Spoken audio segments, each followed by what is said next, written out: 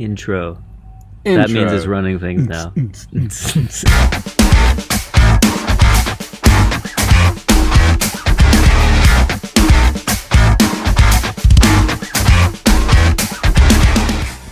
Welcome to the TesseracT podcast. I am your host, Jay Posthomes, and today's episode is brought to you by TesseractBand.co.uk, which is the main place you want to go to find out all things Tesseract. Our web store is up there where you can buy our lovely merchandise. Our tour announcements and shows are all up there, and so is all upcoming news about any releases. So that is where you want to go if you are interested in this band. Today's guest is a very close friend and extremely valued member of Tesseract's touring crew, Mike St. John. He is our lighting designer and live lighting engineer. But that's not all he does. He has tour managed in the past for other bands. He is a stage manager, production manager, you name it. Mike has said yes to it. He's a very talented, very hardworking guy, and we have a very interesting conversation.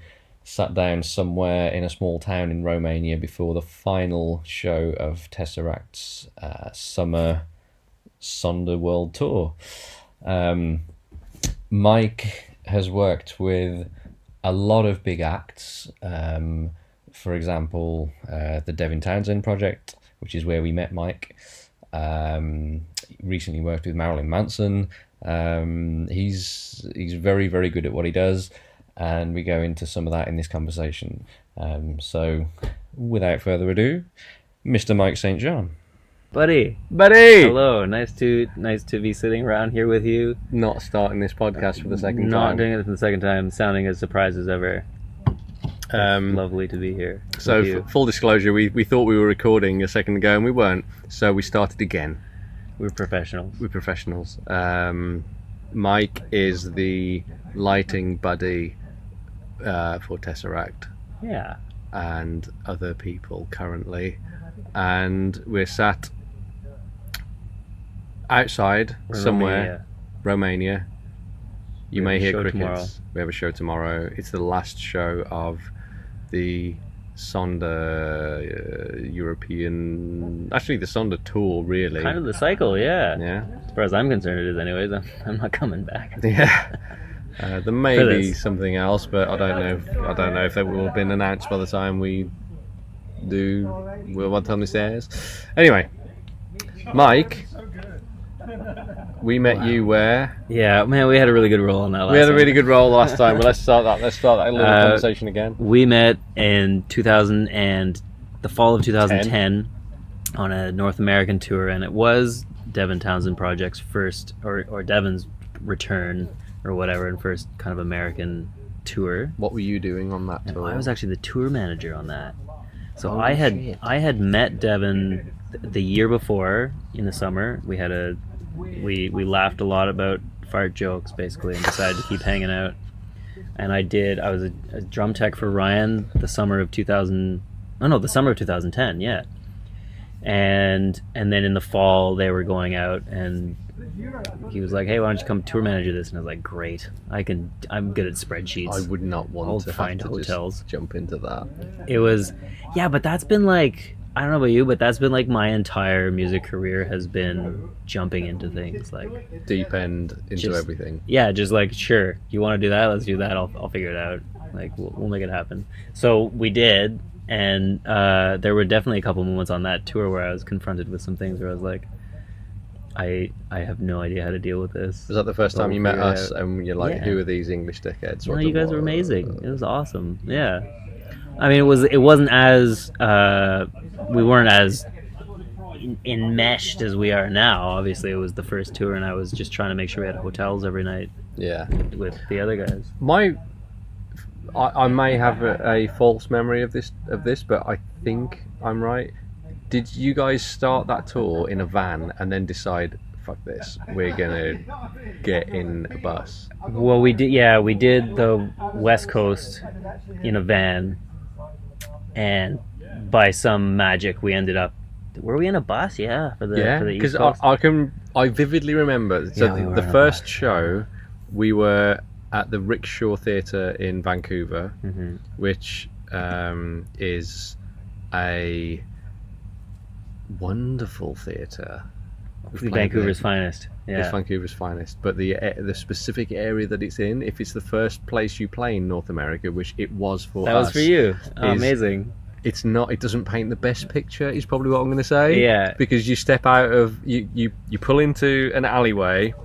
There's a bunch of people who have done a lot of drugs for a long time, and they are very messed up, and they're on the floor, and there's a lot of used needles on the floor, and you then load your gear in, and everyone thinks this is normal, but nowhere else that I've been really has been like that. It's just that one block in Vancouver where they're just like, Yeah, that's like the epicenter of some troubled issues in Canada for sure. But the people at the rickshaw are really nice, actually. People at the rickshaw I are really lovely. like that spot. The load in is not great, but load- there are a number of venues in Vancouver that are great. That the load-ins are just a result of what's going on in that part of the world right now. Yeah, but to be fair. my whole memory of that tour, I've got more memories from that entire tour than I think any other tour that I've done with Tess, genuinely, Wow. which is kind of crazy. Like every single day we spent when we were driving ourselves, which I guess is why we've got the most memories, because tours now you don't drive yourselves, you don't have the views, you're not awake for as much time. That's interesting, actually. And There's a every- cat behind you. There's a cat behind. Yeah. Oh, yeah, look at it. Little shit. Looks like it's got some prey. Yeah, I think it might be a napkin, but Oh, you'll yeah, discover that maybe. later. This was not the dinner I came for. It's not bleeding, and it's not a mouse's head. So, I forgot what I was saying. You had Something about great North America. memories because you were up at Well, all hours of the day driving. We were up at crazy hours of the time. Yeah, crazy hours of the day driving. We were trying to cram 5 band members into one Motel 6. We were we'd align ourselves so that the receptionist at Motel 6 could only see That's right, like you're saying. one of us, Yeah. and the other 4 were like lined up. There's only 2 of us, and we're perfectly aligned so that the receptionist looks out behind the one person and can just see one other person, and then we just like spread. Yeah. And yeah, Amazing. we get into the hotel and we sleep on air beds that we're pumping up every single night. Wow. There was a different energy at that time in this band. You're all 9 years younger. We're 9 years one thing. younger, and yeah, but every single day on that tour as well, we made it was a rookie error. Like in hindsight, it was a massive error. We went to a diner every single day, and we weren't versed in going to Walmart or Target or somewhere and getting like cereal and milk, because to be fair, we didn't have anywhere to keep it. We wouldn't have had anywhere to keep groceries, so Fair, yeah. we just went to a diner every single day and got backlogged is what Yeah. I'd say. Yeah. Yeah, American diner food is something. Steak and eggs. It's just, yeah. Were you not veggie then? No, I've wow. not been veggie that long. I've been veggie for probably 4, maybe 5 years now. Okay, yeah, the Which- steak and eggs, Denny's, that'll harden you up real quick. I think the first thing I ate with Ackle when we landed, we went to a Denny's and I ate a Grand Slamwich, and that's the first time I ever ate one, and maybe I probably ate 3 or 4 on that tour. Welcome to America. Welcome to America. But yeah, that tour, it was great. That was a great tour, yeah, and we hit it off, and I think we're at similar age, and we have similar tastes in music, and we have similar tastes in what we're discovering even just 10 minutes ago when we should have been recording but weren't, was just like a lot of the things we kind of have in common and can share a lot of ideas and grow together. And it started as a little trickle effect 10 years ago, Yeah. but led to sort of like, hey, we're all still here, why don't we hang out some more? Yeah. Which has been We cool. like the same shit, Yeah, such as Timmy Ferris and yeah, the podcast, Mr. Tim Ferriss, drums. drums, and that's it. I think that Drinking just two things. drinking wine, Drinking wine. No, music, traveling. I think. traveling. Finding good food. Okay, let's come back to the traveling thing. I enjoy destinations. I do not enjoy traveling. Yeah, I mean, definitely. I wonder. Yeah, I have a problem where I think ahead of myself, so I never actually say anything, and I'm like constantly answering myself as I'm about to ask a question. But I was going to say, would you enjoy the destination as much with the travel? But I think you kind of would. If I could just be like, let's go to Iceland, bam, and we're in Iceland at like some fjord and the waterfall going, and it's like the beginning of Prometheus. I'd be like, whoa, that's amazing. That's amazing. Now let's go to a volcano in Maui. That's also amazing. Like, Yeah. I think I would be okay. Think about the flight we were on today. I would be okay never doing that again in my life, but still seeing all of these places. Like, I mean, you just said exactly what the problem is. The problem is, with this career, the problem is flying. If you could do a show and get on a bus and be on the bus and it arrives at the next place and you have a morning there, you have a breakfast, you have a wash, you have a lunch, it gets to the evening, you play the show, the thing that you've been waiting all day to do, and then you go to bed and it's lovely. That is the reality, not that much of the time. there are few people who get to live that reality. There are Yeah. very few people, and a lot of people, I'd say, have they think that touring is something very different. So when you say, hey, I tour for a living, like as a musician or as a lighting engineer or as sound or any other crew, whatever it is, being on tour means the same thing. Like you've both got the same day, basically. Oh, totally. Yeah. Yeah. I mean, maybe that is different at the higher up you go, because I think maybe the higher up you go, the less the artist does, quotation marks. Yeah. quotation marks, and the more the crew does. I've witnessed that, I think. But Yeah, well, I do, especially like a recent tour that I just did, I saw that a little more firsthand, where these guys go to I only halfway through the tour I learned that they drive from the previous night to a hotel, so that whether they use it or not, they've got a hotel room each, Yeah. the musicians in the band, and so likely they go in and have lunch or go somewhere and have a shower and hang out and do whatever, and then an hour before sound check they go to the venue, maybe play one song, maybe the band doesn't even sound check. I think both bands did. God. Yeah, the singer does not show up. The singer for one band did, singer for another band didn't. But yeah, they play one song, great, sounds good, and then so you're at the venue for like 4 hours of the day, whereas our reality is like you're at the venue the entire day. And in fact, you want to be in the venue because your alternative is a bus that you've been in parked in a back alley in Vancouver's worst neighborhood or whatever, or this like venue that has cheese and bread, yeah, some bell peppers, and your friends, friends. people hanging out. Yeah. So yeah, it's there's definitely these wild distributions of like how that life can be, but for the vast majority of people, even when you do consider those higher levels, they still need to get on a vehicle of transportation and get from one place to another.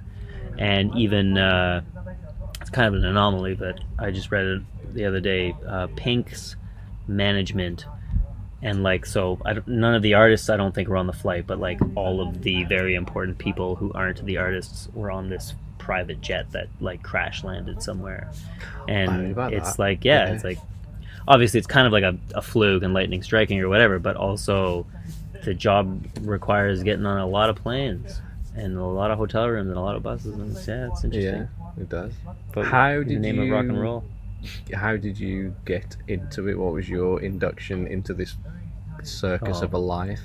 I grew up probably like all of us listening to music. Boy. Yeah, I was a small boy.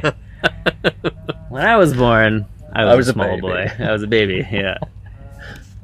Before every show, even as a lighting guy, I reflect on my whole life. I was a small boy, and still going. And what the heck happened? I grew up in Ottawa, Canada, kind of East Coast near Toronto, near New York for people who don't know Toronto, and studied music. I went to university for music, studied drums and composition, and I minored in philosophy, which I'm still not sure if that was a mistake or not, but it has definitely informed the majority of my life at this point, or a significant amount of my life. When I graduated, I was with a girl at the time, and as you do, she was from Vancouver, and she had studied in Ottawa, and we moved back across the country together because I loved Vancouver. Some of my favorite artists were from Vancouver, and I was like enamored with it. And I moved there in 2009, May 2009, and or 2010, May 2009, and immediately went to all of the big studios. This is literally, it's that story. I went to all of the big studios and said, "Let me take out your garbage. Let me make you coffee. Let me just like be a part of this scene." Trying to be the T-boy. Yeah. And I don't know what kind of jokes we can do here. Right? What kind of jokes I have to keep to myself. So I went around as horrendous as you want to be. There is no filter on this podcast, which is. Anyways, I was great. trying to be the T-boy. And I went to all of the big studios, and they were all like, "Fuck off!" Like, no. And I went to one studio, which actually was coincidentally where this artist Matthew Good and his band Matthew Good Band recorded an album called Beautiful Midnight, which was like a seminal album in my circa 1999, like growing up rock. If you're into like Soundgarden, it's that kind of a thing. And I was like, whoa, blown away. I'm actually at the studio talking to this guy. And he was like, I'm not going to give you a job, but I know this guy who, in parenthesis, can put you to work and then get rid of you when he doesn't need you anymore because you're the T-boy. So I'll put you in touch with this guy. And the next day, I think, I'm on the phone with this guy, Devin Townsend, who is building a studio up in the woods where he lives and needs a T-boy to come and just like help him lift shit. Right? And make tea. And make tea, which at some point invariably I did probably make tea. Pierogies. I remember pierogies. We made a lot of pierogies. What's a pierogi? A pierogi is it like kind of a Polish or like a Ukrainian treat? Oh, I know what pierogi is. It's like folded dough. I with totally know what cheese pierogi and is. Onions in it. Yeah. I've been to Potatoes. markets with my wife, who has Polish heritage. Yeah. Trying to find pierogi, so I of course know what pierogi is. Continue. Yeah. I take everything I just said back. Okay, so pierogi is delicious, by the way, and a great studio snack because it's like carbs and like salt and flavor, and you can smother it in hot sauce, and it cooks really easy. Yeah. So I was talking with this guy, and I'm like, my background is when I did the university thing, I was like playing jazz and listening to classical and soundtrack music and like rock, and then I get off the phone with this guy, Devin Townsend, and I Google him. And this album Alien comes up, so I listened to it. I'm like, who's this guy? I listened to Alien, and I was just like, oh wow, that's something. That's something. That's something a little different, yeah. But I'm gonna go I'm doing this. I'm gonna go hang out with this guy who's building a studio and see what happens. And we hung out on July 1st, 2009 for the first time, which is Canada Day, which is why I always remember that. And he had this cast iron stove in this house that he was converting into a studio. And we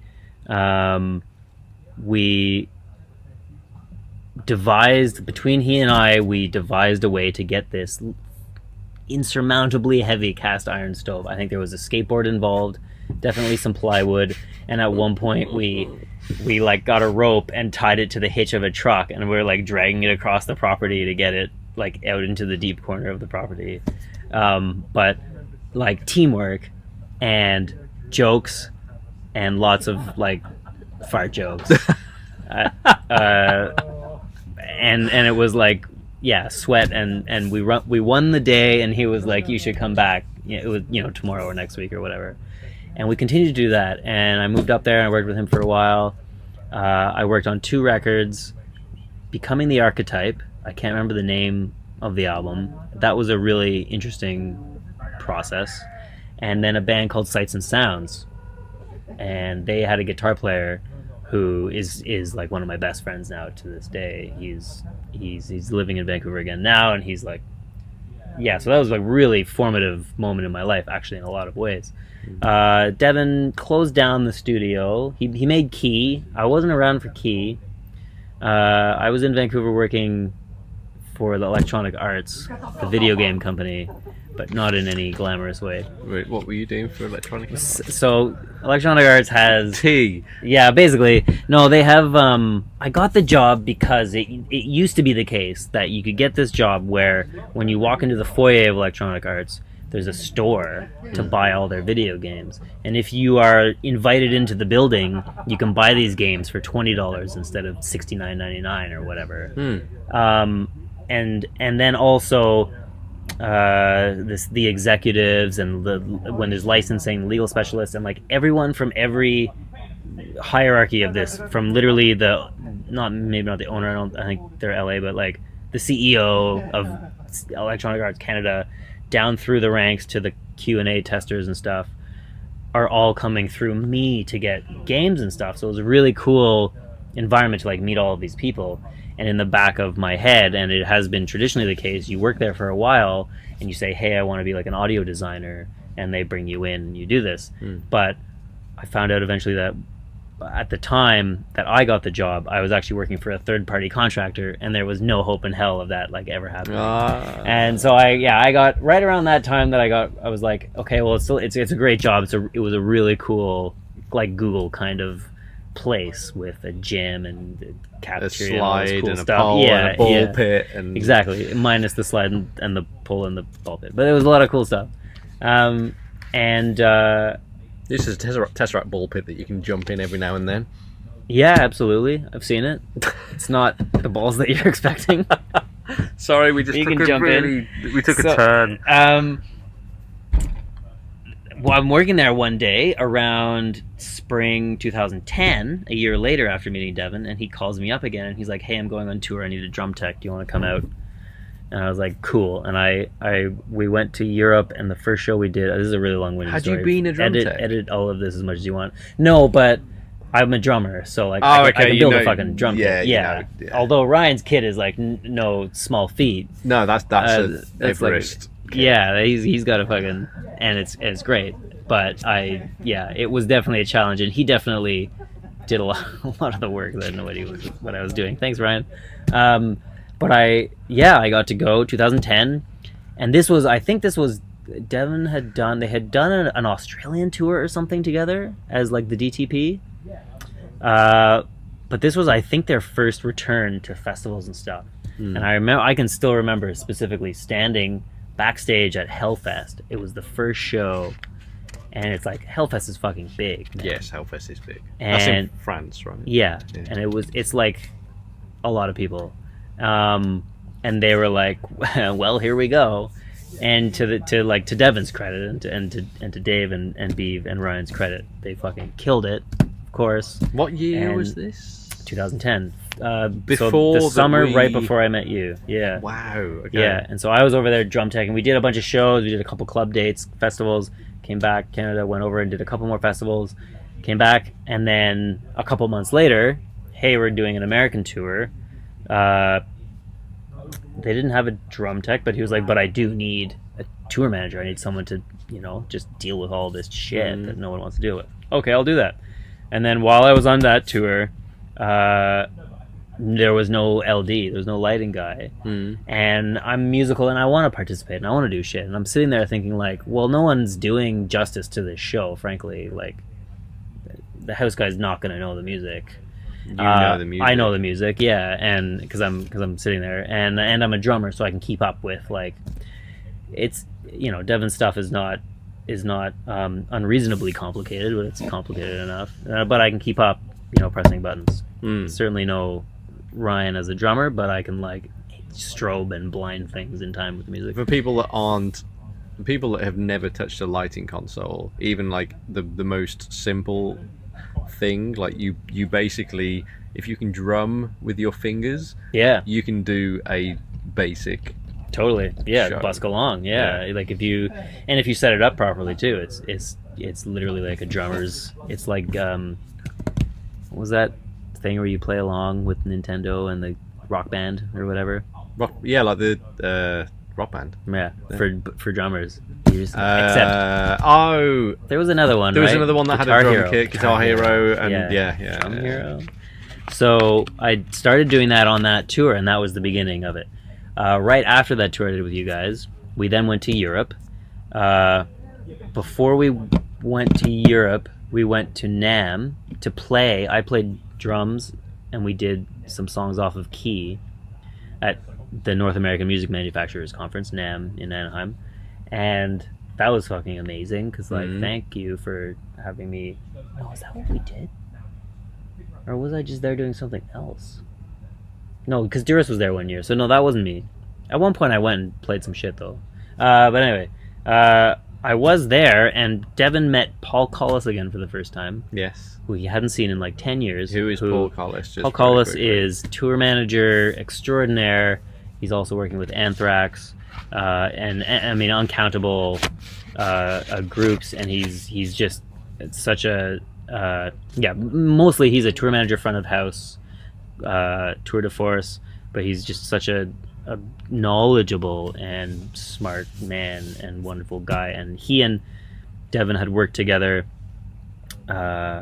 years ago with Strapping, and had not seen each other in years, and they met up again at NAMM, which is why I'm pointing that out. And then Paul was taking us out as tour manager, front of house, for the European tour Devin Townsend project initiation process, whatever you want to call it, I can't remember. And I was going to do lighting and video, and we had a band that was providing a bunch of video content or video gear and stuff for us. And coming back to, I don't remember if we caught this on this talk or if it was on the previous one we didn't catch, but we said something about, like, I just say yes and then figure it out. And that has literally been like the story of my That's been career. everything that you've done so far. It really has been, yeah. With you guys, I'm sure I've done that as well, where it's like, yeah, I'm gonna make this happen. I think though, if you have the confidence to be able to do that, and it doesn't stress you out because you're like, yeah, I can do that. Like, there's a couple of things that I know that I can do in my life where I can say, yeah. Like, if someone comes to me and they're like, we've got this problem, can you do this? And I don't know how to do it, but I feel as though I can say yes, and with some effort I can get to that. I can create I can resolve the problem. Yeah. Then I've got no problem saying it. And I feel like you've obviously got that skill with all of this stuff. I have I have waved that flag fucking wildly for 10 years, and it's been cool. But it was like, hey, we want to do video and lighting, and I was like, I just spent so much time creating the content that it was the night before we flew to Europe, got on the bus, and I still didn't know how I was going to trigger the video in time with the music. Yeah. And I was sat in the lounge of the bus at like 4 a.m. driving to the first gig with this software that I had discovered, VDMX, and I was like loading all the video files in and using the play. I don't know if we were using Ableton. I think we were using Cubase at the time. We were using Cubase, and I was like triggering everything, making sure everything was going to work. And this is like hours before loading on the first day, but I figured it out, and it all worked. And it doesn't always work that way, but it worked that way that time. And we had a tour, and that tour was amazing, because it was like all of a sudden I've gone from graduating, uni in Ottawa. 2 years later, I'm touring with a rock band in Europe, doing the tour bus thing. It was fucking great. Probably a lot of people don't have that same path. That's there's I don't want to say it's all luck, because I do lean heavily on the power of yes, the power of, for sure, I will do this. Like, man, I can name so many things where, I mean, the last thing that we did, the last thing that I did, the arena tour, was like, I don't know if I can do this, but yes, because you'll figure it out. I'm gonna do it. Yeah, I'm gonna figure it out. And this gig, I had another gig with John Carpenter, the horror movie director, on a console that I didn't know that well, but I was like, not going to turn this down. And I just told everybody, like, I mean, I did know it enough, but there's obviously enough to this wasn't like my 10th rodeo. This was my first rodeo. Yeah. It really was, and but I know enough how to, to troubleshoot and figure out what I need to do. And I'm like you say, you're confident in your ability to deal with it in the circumstances. Like You can handle the stress of figuring this thing out, even when it's there's another cat. There's there a are lot a lot of of cats. cats, yeah. Even when it's very high stakes. Yeah, and one thing that I really need to throw out there is the importance of not a boss, but he is the boss. But a team that understands when you have put a ton of stuff on the line, and it doesn't come across flawless, and they are understanding people. Yes. And I have benefited from that a lot, because I really have, and I know that, like, especially like the DTP over the last X years, we had huge visions for what we were going to do, and it ended up putting a lot on the shoulders of like Devin and the band and myself, and it didn't always come across perfectly like seamless, but we were doing things that, like, I don't think generally bands at that level would be expected to do, right? Yeah. And so the audience would show up and be like, holy fuck. Well, yeah, I mean, I was there at Retinal Circus at the Roundhouse in London. That's a very good And example, actually. I mean, yeah. but that entire show was insane to witness. Yeah, cool. And look, I just took away incredibly good vibes from that, but I'm sure you will have something else to say about that show that you're just like, Well, oh my god, something horrible happened, Yeah. and I'm not pleased about that. Well, the video was out of sync with the audio. Vi Yeah, was the narrator, and it was way out of sync, and that's completely my fault. And that was like the result of a little bit the result of saying yes, I'm going to do this, and but you say trying and completely out of trying. sync. You're talking like 0.5 of a second or something. I mean, there was the way that it was being managed in the queuing and the running of it was like the audio was not the same file as the video. Yeah, So they had to get launched at the right and so some of it was fine, some of it was unnoticeable, some of it was like a little weird, and some of it was like words off. And it kind of is what it is, because also what I think is interesting is at the end of the day, nobody left saying, Oh my God. the video was out of sync with the Yeah, audio. totally. People left being like, fucking Jed Simon showed up and they played Love, and there was fucking fire and pyro and like all this shit. It was an insane show. Yeah. So Like, and so you just say yes and you do it, right? And Yeah. and you continue to grow these opportunities to do some of these things. And the question was, how did this all happen? And that's how it all happened. that's how it all happened. I moved That was- west and said yes to every opportunity and So continue to do that. if you're listening to this and you're wondering how to make it happen, move west and say yes. Yeah, That is the only way. that's it. Well, it's one of the ways. What has been the single most, the biggest hurdle that you've had to overcome in any aspect of doing this? Of the professional side, like of the music industry, you mean? Of the music, yeah. If you had to name Oh man. the biggest hurdle that you've had to mentally or physically or financially or anything, the biggest hurdle to your life as a 30-something-year-old boy that you've had to overcome, Yeah. what would that be? I think that an almost non-answer is that I think about how this has changed your life. Like, Yeah. this is the hurdle is that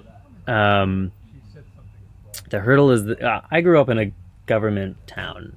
Like, I don't know what the equivalent of that is in the UK or like around London. I guess London. But even I feel like there's more hustle in London than there is in Ottawa. But like I said to someone the other day, Ottawa is the equivalent of like Washington DC in Canada. Like, Okay. everybody, you grow up, you go to school, immediately like have a family, or get a job, have a family, work for the government, And even if you're not working for the government, like it's those same values are there, where you're like, get a job, fucking do this nuclear family thing, right?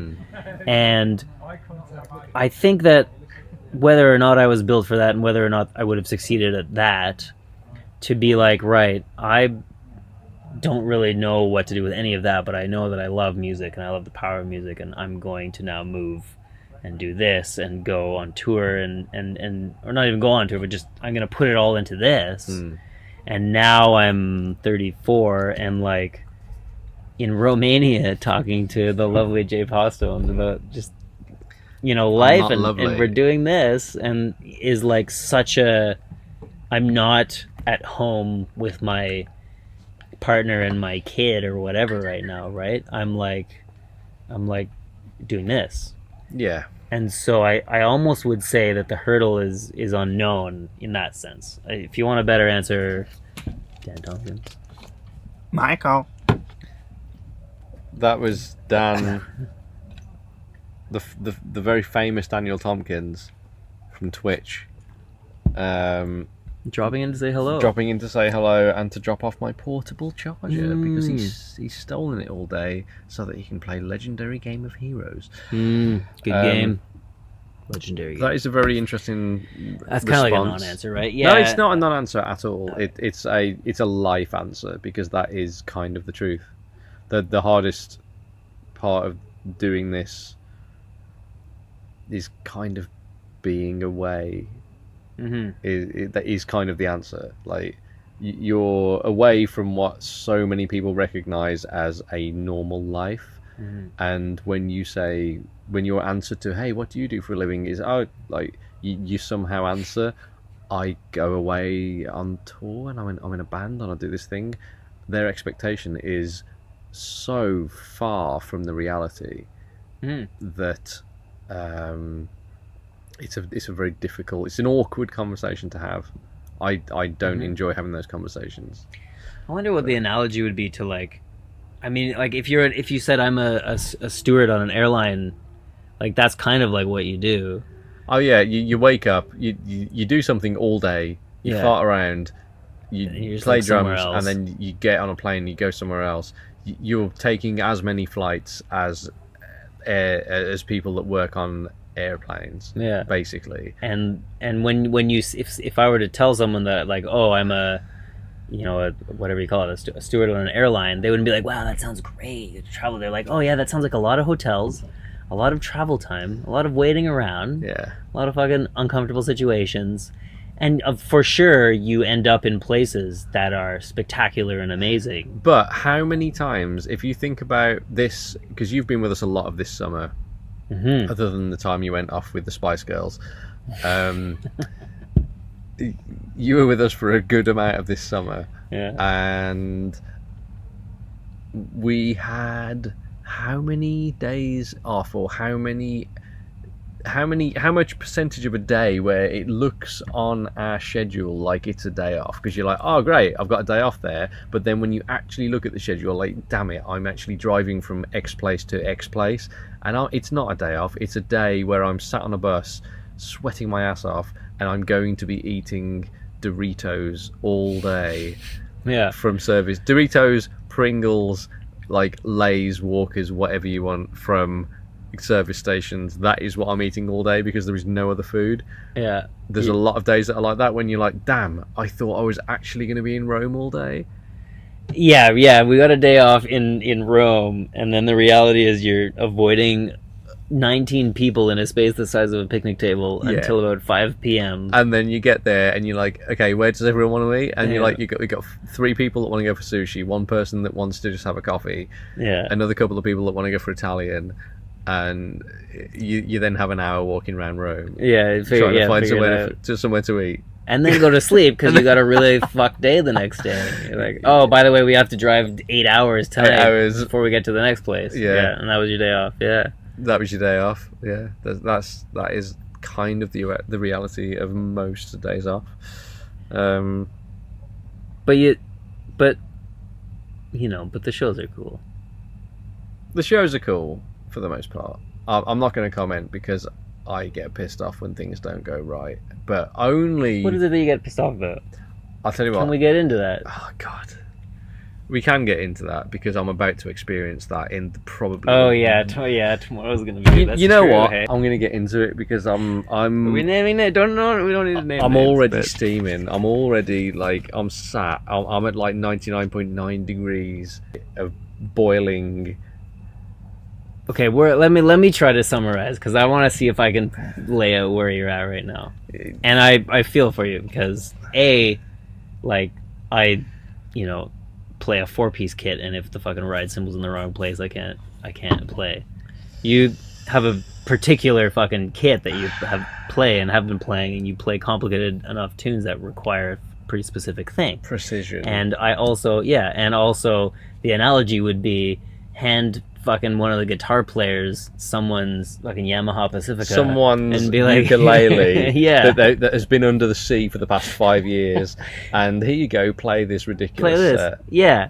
And for some reason with drums, everybody's like, well, they're drums. There's a surface here, so you'll be fine as long as we got 6 surfaces and then 6 metal surfaces somewhere in the vicinity of things. Yeah, it'll be fine, which is obviously fucking far from the truth. And we're showing up tomorrow, and as far as I heard, because we advance gigs, right? So we've got a great tour manager who talks with, particularly cats are chasing cats. Oh shit. We've got a great fucking human / tour manager on this whole summer, right? He's incredible. Yeah. We've had some good tour managers, but he's the bee's knees. He's the bee's knees, yeah. And he has been like, hey, our drummer needs this. And advanced it a good while ago. Probably, yeah. And they, I think, came back saying, great, that will be done for you. And now we're finding out like 24 hours in advance or something that, I don't know how long ago, but I found out 24 hours in advance that the band that is playing prior is using that exact drum kit. Yes. It probably in a different configuration. For sure. With different symbols, and then they're like, of course you can just, which, is like, come on, guys. Well, yeah, that is the exact situation. So normally, and I think it's important to state that you're the TesseracT is the headline band. And but like, so it should be your kit. I don't know. That's what I think. It should. It should. Typically, what normally happens is and has happened every single show that TesseracT has ever played, ever, even in the early days, 10, 12 years ago. We've never ever done what I'm about to do tomorrow. And I'm about to have a little cry about it. So what's going to happen is there's the band on before us. Lovely great chaps. band, but called Lovely Leprous. human beings. Lovely Yeah. people, great band. We were told that there's a drum kit that is sorted, and we get to use it. Great. And 2 bands are going to use it that day. No problem. Okay, we're going to get it. We're going to set it up. It's going to go on stage. Awesome. That's not a problem. That happens sometimes. Festivals you fly in and a couple of bands use the same kit. It's fine. You've normally got a couple of hours with the kit. We've got 15 minutes with the drum kit. So what happens is Leprous finish their set. I get 15 minutes to set up the kit, and then are expected to play our show. It's not my kit. I've never seen the kit. I have no idea how to set it up. If it was even my drum kit, it takes me about 45 minutes to set up my drum kit. So a drum kit I've never used before, regardless of who's used it before me and whether it's roughly in the approximate configuration of my kit, it's not how I'm going to use my kit. So I am actually dreading tomorrow. I'm really not looking forward to this show, which really sucks. Considering because that's why you're here. That's why I'm here. If you think I've worked my entire life, if you literally think about it like this, I've worked my entire life to get to this stage. Every single show that you do, the next show that you do is the pinnacle of what you've worked towards, regardless of how big or small it is. Mm-hmm. It is where you've got to. And I know that no matter how hard I work tomorrow, this is going to be a very difficult show, and I'm probably going to be stressed all the way through it. And then I know that after it, after the show, we drive straight to an airport. As far as we've got 2 hours We sleep. have 2 hours sleep. And then we drive to an Don't call it airport, and then we fly home. So we haven't really got sleep, if you think about it like that. So we do this show, we pack up, we go and lie on a bed and stare at the ceiling for a minute, and then we get on a flight. It's kind of rough. Anyway, that is me moaning about what I'm about to do. What I think is interesting about that is that it's realistically the challenge of fucking doing this. Yeah, that's most of the time. I mean, this is for me a level 10 challenge. This tomorrow, I don't have a choice. I've either got to lay down the law and just be like, I cannot set this up in time. You've got to give me more time. And whether that impacts on our set time, which really sucks if it does. But I wish that it wasn't organised like this, because they have no idea what they're doing. Have not been dealt with very well. That is the reality of it.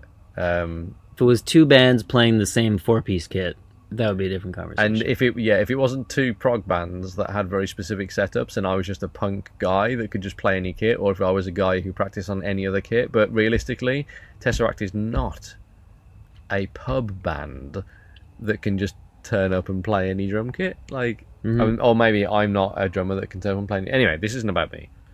Mike. I mean, I like you. I like talking about you. But if this focuses on me, it's going to basically result in people committing suicide. So let's not do that. I really look forward to the show tomorrow. We're gonna tweet how great the show was tomorrow. Absolutely. I've got a bunch of questions, because I've thought about this a lot, because I've looked forward to doing a podcast with you. Oh. And I've got 9 questions. Oh man, we gotta get on with this. Well, we don't have to run through all 9, so I'm going to try and cherry pick the best ones. What do you think about doing this court? What do you think about trying to hit a courtyard tomorrow with this? Because I would really like that. We can hit a courtyard. I reckon we'll smash out another couple of questions. Yeah, absolutely. And then we'll find a courtyard tomorrow, and we'll touch each other over coffee, and That we'll probably sound better great. because we won't have been drinking wine. It's gonna sound better for some ways and worse for grammar, syntax. Yeah. Okay. So let's just pick one of these at random. Here's a good one. I've asked this a couple of times, and I think it results in generally a good answer. And if it doesn't, you're a terrible person. So Perfect. Therefore, bad answer. Bad answer, exactly. What is the single greatest piece of advice that you would give to your 20-year-old self? Oh, my 20-year-old self? Yeah. Invest in crypto. Yeah? I mean, let's face it. If I had put, how old was I when I was 20? That was crypto 2005.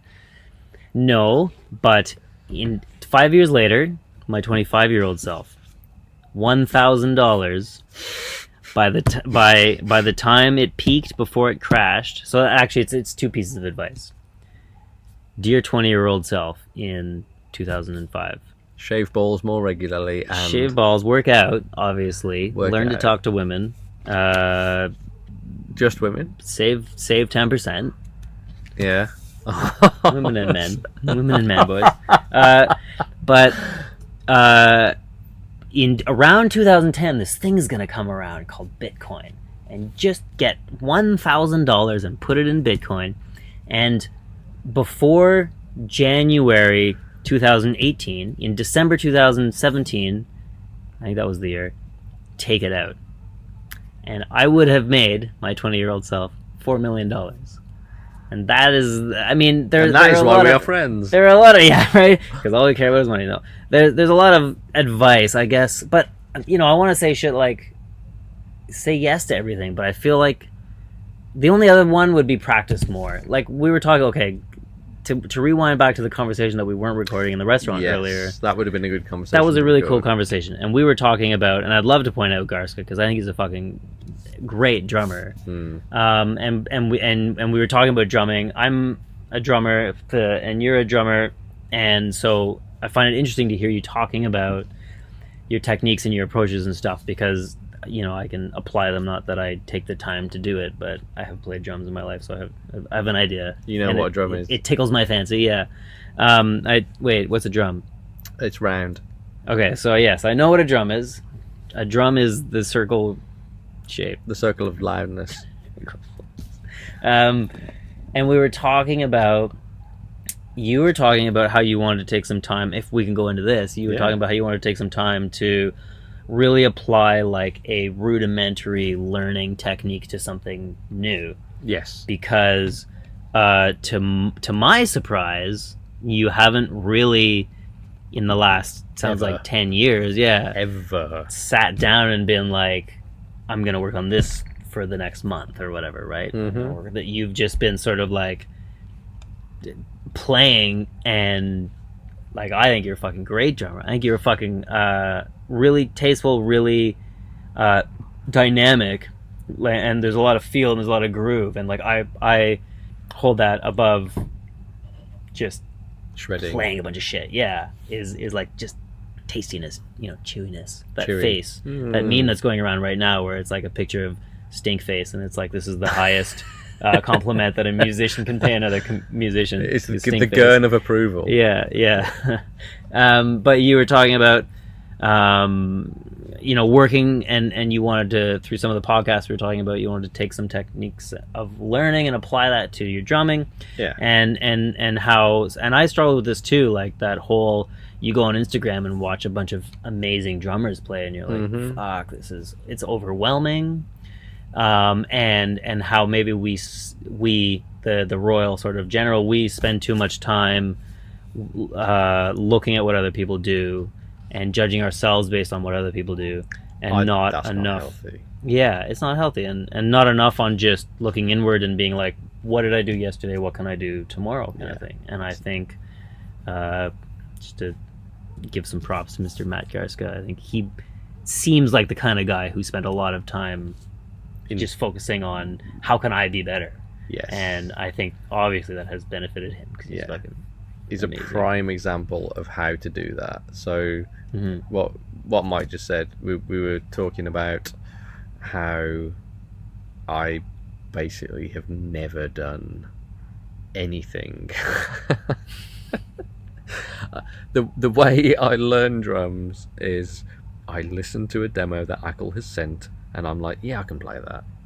And I think about it, and I listen to it a bunch of times, and then I maybe have a day or two with the song, and then we have a rehearsal, and then we go on tour. Wow.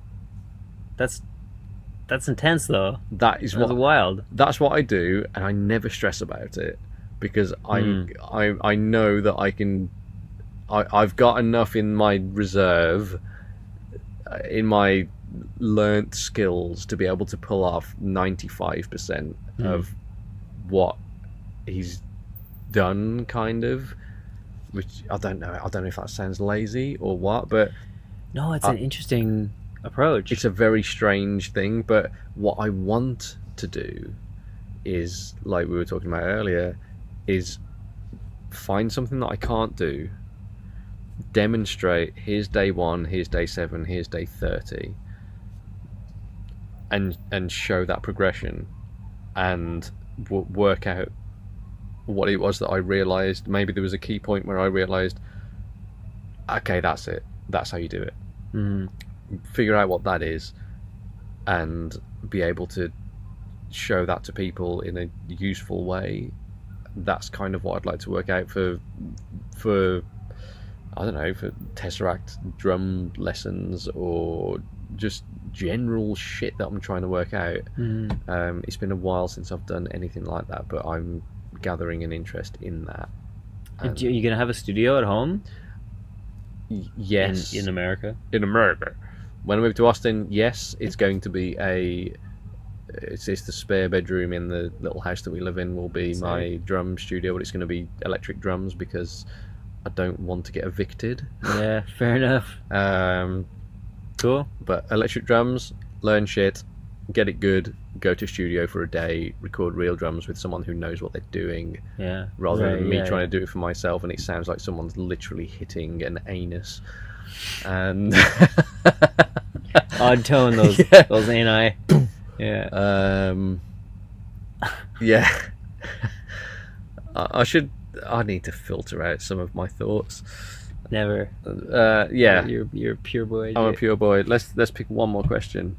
Yeah, I thought I would have more. I thought I would have a better answer. No, that's other a good than give answer. myself crypto advice, but That's a good answer, because at this stage you'd be minted and you'd have way less worries because you'd be able to take way more risks. and this is something that I do think is interesting, because it comes back to like I'm talking about this. This came up actually. I spent some time in Lisbon, really finding myself a little bit more, primarily through partying, but meeting really interesting people and talking with really interesting people. And some of the conversations that came up, one person was Jim Carrey, and in the back of my mind was always Jim Sting. Carrey? Yeah, and You met Jim Carrey? No. Sorry, conversationally talking about Jim Carrey. Yeah, right. I ran into Jim Carrey in Lisbon. And Sting, who are two people that I think are examples of people who have basically literally had it all. Not literally. Yeah. Like the fame, the fortune, they're still young and healthy, and they're fucking good at what they do, and like all this stuff, and yet found themselves recognizing that there was still effectively an infinite void of like something else. Yeah, they were striving for so much more, and everything, even by everyone's standards, they'd achieved everything. Like beyond. Way beyond everything. That movies, richness, fame, everything that you would consider to be 100%. All those things. They were still like, I am empty, There's and something. they're looking for the thing that makes them full. Mm-hmm. And so that would be sort of the other kind of advice that I would try to impart to my 20-year-old self. But I think, interestingly, if I could give my 25, 30-year-old self $4 million cash in untraceable crypto, it might give me, where I am right now, the sort of freedom to then be like, okay, let's go think about some shit for a while. Let's go explore these other ideas. Yeah. And I actually look at a guy like Tim Ferriss, who I really need to reread The 4-Hour Workweek, but Oh man, that's a great book. but didn't he like make a bunch of money, and then the book kind of started from there? And so in my head, it's always like, okay, on my quest to find truth, step one, conquer like the game of making money in like the world, and then move on from there. And that always You frustrated can't me a little have bit. 'Cause no, it's like, yeah. I mean, the old saying is that you need money to make money. I think that is relevant. Like you can't just be like, hey, and then I was rich. Like, but even like, can you discover everything that there is? Not that's obviously a deeper question than whatever, but like, can you take the time, and I'm not finishing any of these sentences, but I think that we all maybe know what I'm talking about. If you're constantly worried about like, oh right, I got home from work at 10 o'clock at night, and I got to be at work at 7 o'clock in the morning, and I got transit, and I've got bills, and I've got all this stuff. Like, when is a human meant to sit down and like meditate and discover themselves? When you're like rat racing all the time. Yeah, I mean, there's a lot of things that if you listen to Tim Ferriss, Joe Rogan, or any of those kind of very potentially helpful podcast things, yeah, there's a bunch of things that you can take out of it that you could take out of it if you specifically made time for it. I think that's the thing. You've got to be like, okay, I'm going to wake up earlier to do this, or I'm going to take this thing out of my life that I currently do now and replace it with this. Otherwise, it makes no difference. I think though, if you are listening to that kind of thing, you are thinking of doing something different. You're thinking of about the next thing. You're trying to do something better than you're currently doing, whether that's for you or the earth or whatever. Like you're genuinely trying to reach the next level.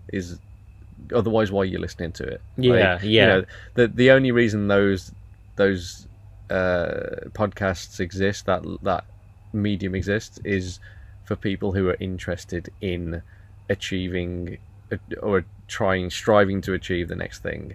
Mm-hmm. And the last 12 months of my life have been that. I'm just absorbing as much of that as I can. I haven't got into it before that at all. I hadn't heard of any of it. I stumbled upon it through a friend of mine, through my accountant, believe it or not. My accountant was like, have you heard of Tim Ferriss? I'm like, no. He said, check this out. And it just opened a wormhole of, oh my God. Yeah. Like, it's endless. It's amazing. It's endless and incredible. And there's so much. The rabbit hole goes so deep. Mm-hmm. But I love it. I love it so much. And it's inspired a lot of thought. And it's making me think about the next level of things in terms of music, art, stage show, life, where I want to be. Like, it's everything is next level. It's made me even realize, like, to move. I'm going through a transitional period at the moment, moving from the UK to the US. I've gotten rid of everything I own, every single thing, nearly everything, and I basically have all of the things that I own in a very small suitcase and a man bag, Satchel, man purse, boy purse. Like, everything. I can leave my house in the UK or Austin, where my wife and dogs are, with everything I need to survive, and go from place to place to place. And there's nothing that I miss. I've got the ability to listen to music. I've got the ability to run all of my businesses. I've got the ability to kind of drum when I'm in either place. That's it. Like, that's crazy. And there's nothing that I need to travel with that is outside of a small, like, overhead cabin suitcase and handbag. Okay, one more question, and then do you think we'll show up in a courtyard tomorrow at some point? I hope so. Okay. I'm just literally moving on. We're only on question 4 of 9. Do you have a bucket list? And if you do, I mean, this is very specific. If you know it very well, if you don't, then don't worry. What are the top 3 items on there? And do you think they're actually achievable, or are they ridiculous? My top 3 items on the bucket list that I don't have are not achievable. And that's why I don't have a bucket list. Okay, I say bucket list. I have a list of things. It existed in Gmail, first of all, as a draft email to myself. And I update it every, 5 years. Okay. And I've updated it every couple of years, actually, since I left a typical day job. And it was really simple shit at the time, which seemed like an achievement, which is like own a specific car, own a house, have a specific amount in the bank, have done this kind of touring, have toured on I had things like have toured on a bus, do a North American tour, release album, do drum clinic, things like that. That's really interesting. I've ticked like a bunch of those off, and now they seem like such small things. But when I was like 20, they seemed huge. Yeah. Well, I think there's definitely something to be said about once you've done something, the perspective, how the perspective changes on it, right? Yeah. Some of the shit that we've done, you've done, and I've done, we've done even together, are insurmountable in our 20-year-old selves. Yeah, you look back, and the 18 to 20-year-old self who's like, oh my god, I got an advert in a metal magazine, oh my god, I've made it. And then the 25, 30-year-old self is like, oh my god, I just played Hammersmith Apollo. And you're like, yeah, but it doesn't matter, I just played Hammersmith Apollo. I just did it. I just did exactly. it.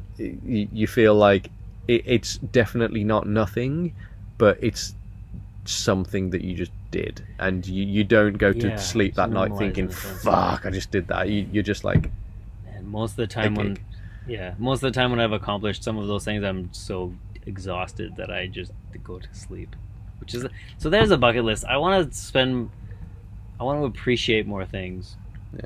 Earlier on today, randomly, before we move on to whatever you're thinking of currently, I was going through a old hard drive of mine for another podcast that I'm trying to sort out, where we listen to a bunch of old TesseracT demos. Ooh, that's fun. And I found a bunch of photos that I took from the stage at Hammersmith Apollo, where you were setting up, sick. and you'd got like the test screen on the wall, Yeah, and we that were worked looking out out so at the well. tiers, and like that, and the white stage. I want to see those. I want to see those pictures. It's like 4 or 5 Amazing. pictures, but that was Still, like yeah. that was great.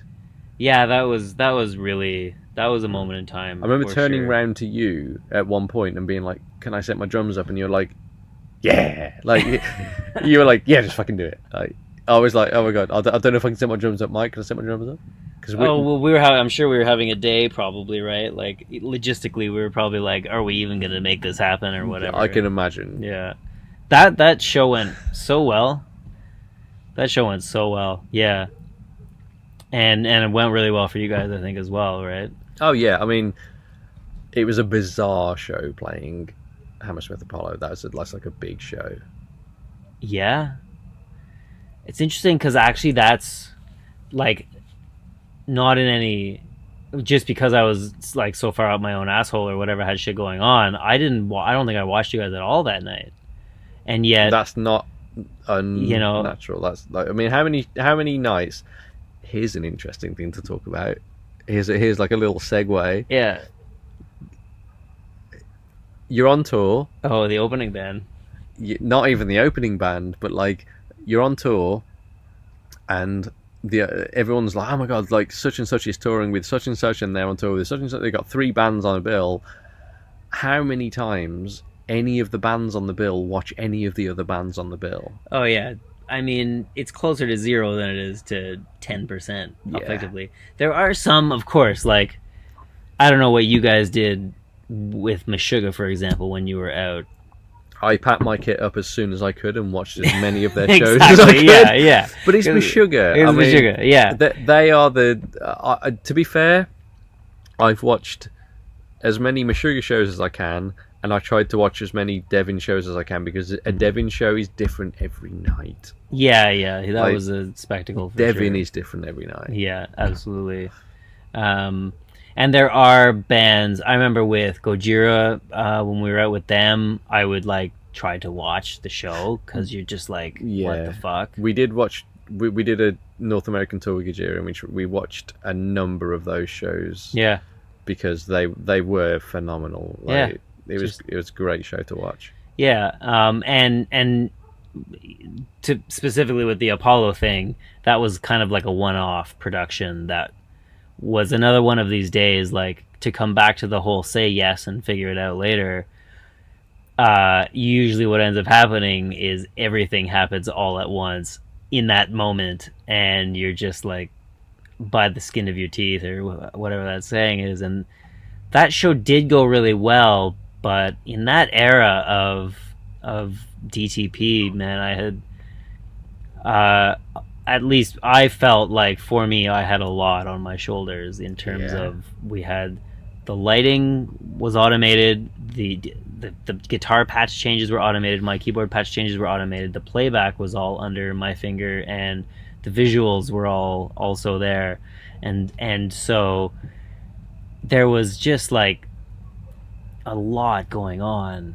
And of course anyone who's out there on stage playing a fucking gig is like, and you were playing the "What's going xylophone on?" And I was playing the xylophone, yeah. The glockenspiel, actually. Yeah. The MIDI glockenspiel. But just like it's a lot going on. So the 45 minutes or the 90 minutes or whatever that I had to like eat dinner or whatever it was, that night I was eating dinner, but I remember seeing pictures of you guys playing after, and it looked fucking amazing. Like, it looked like that's because you had nothing to do with it. Yeah. Yeah, right. It's all been downhill from there. Downhill. I'm gonna do one more question, and then we'll see about either. I think it'd be fun to do the downtown. I think we could pick this up tomorrow, or we could do. We could do the rest, because I've got so much more that we could ask you. Yeah. Oh yeah, we do it. Yeah, do whatever. Here's one that you'll have probably heard before, that I've completely stolen from all of the podcasts that I listen to, but I think is such a great question. If you have one message that you could get out to the whole world, what would it be? Love each other. everybody love each other more, like have more time for each other, be more patient with each other, listen to each other, appreciate each other's perspective. Yeah. That whole like I think right now the world is in this weird place where we're maybe recognizing more than ever that we are closer to being like literally one entity. Yeah. And yet the whole everything It's gone so far in both directions. Yeah, and we are in some ways more cut off, right? And in some ways more alienating. But like there's I don't know if I'm getting a little too far up my own ass here, but like there's literally scientific proof that we may or may not be sharing a fucking consciousness. Yeah. And more than ever, some fucking human is hating on some other human for the color of their skin or whatever. It's like, do you not how feel... could we be that, so just, let's be together, right? Yeah. And I think a lot of the shit that's going on right now is just as a result of that sort of non-acceptance. That being said, we had a really difficult flight here today. That was because some smelly shit behind us had bathed in ale and then got on the flight. And he smacked my headphones off with his beer belly. Oh, brutal. Yeah. Like it was a nature of the amount of money we could spend on the flight. So we were on a flight that was like 50 quid each, and that is all I'm willing to say about this, because you're all going to think I'm a horrible person if I talk anymore. Anyways, my point is, it's funny how in the personal moment, we still other people and are like, who the fuck is this asshole doing this right now? And I'm so fucking bad with that. Not in like a in how can I put it, like a universal I hate anybody who's not specifically me. Like, and it could be anybody. It could be literally also me on the other side. But because it's not me, I'm like, who is this asshole? And it's like literally it's me. When you want the same background as me, the same person, but my ego is so fucking inflated in this moment in time. I'm like, who are you to get to the urinal before I do or whatever? Yeah, I think when you're on a flight, when you're in I'm going to extend that. When you are in an airport, like the person immediately in front of you or behind you at security, that person can shit off.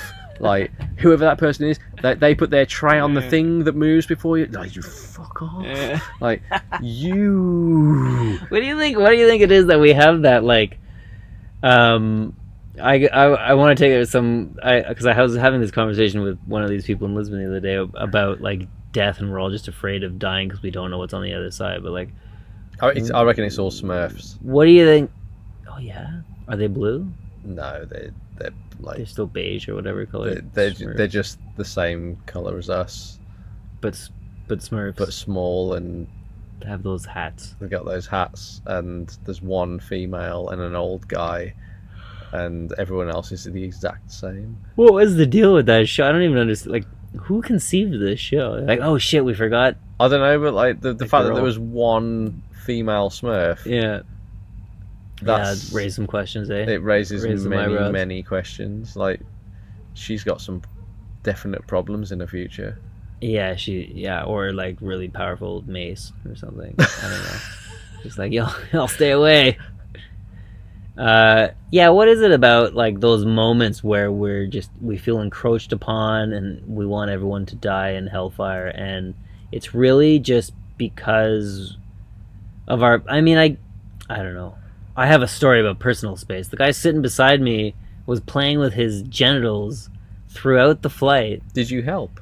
No, and I was like, but you know what I mean? Like, cause what I was gonna say before that was like, why can't I just like give the person next to me like a big hug, and like we can just like share each other's space. You could if they didn't have one of their hands on their genitals. He's literally like touching his dick, and the whole time I was like, how much more is this person gonna do this before I like lose it and like scream like what the fuck are you doing?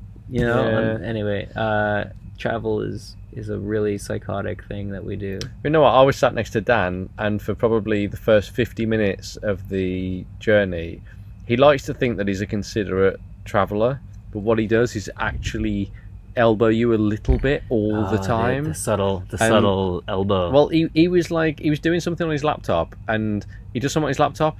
He adjusts his bag. He adjusts something else. He'll decide he needs his headphones. He needs a spearmint, which to Dan is a chewing gum. He likes to call them spearmints. He needs to put his laptop back in his bag. He wants his headphones though. He'll get his headphones out of his bag. And when you're the person in the middle, it was like I don't know how I feel like I can. No, I was on the end. I was on the aisle. I can sit perfectly still in the aisle and just be like, I'll put my headphones on. I can sit still 2, 3, 4 hours. I'm fine. Sit still. Fine. I'm good. Leave me alone. Dan. Elbow, nudge, every 30 seconds, little bit of a nudge, kind of like a violent nudge, like, oh my god. And then after like 2 hours, I was like, Dan, you are Captain Elbows. He was like, I'm not, shut up. I'm like, Dan, mate. We gotta get it. See, now we need to cut from this to tomorrow with Dan in the courtyard. I might start a little podcast tomorrow with Dan in the courtyard, and then maybe that'll be the next podcast. I was on a plane ride once where I think I was in the middle, and there was someone in the aisle, and they were doing like the man spreading thing where the legs are really wide, and I was like, annoying. Please. But then they also did this thing. I feel like if you're in the middle, you should kind of get the armrests. Yeah, I agree with the that. armrests, but you should get the armrests. You should be able to put your elbows up on the armrests, and whereas like the people on, if you're at the window, you can lean towards the window. If you're on the aisle, you can lean towards the aisle. And this guy, in the aisle seat, his hand was over the armrest into my middle seat, and his bare arm was touching my bare arm, and he just like didn't seem to realize that he was like just like touching me with his hand, and it fucking made me ballistic. I was like, in my head I stood up, I was like, what the fuck are you doing? Stop touching me! And we're 30,000 feet in the air, 8 hours from anywhere, and like this human is just like, their hair is rubbing up against my hair, and I'm in the middle, like, oh my god. Just remove me from this right now. Where's the escape hatch? I think what was the question? What are you grateful for? Yeah. You're grateful for every moment you're not in a plane. Yeah, totally. Yeah, this wide open space, cats roaming. Had a couple glasses of water today. It was great. Sparkling water. Oh god.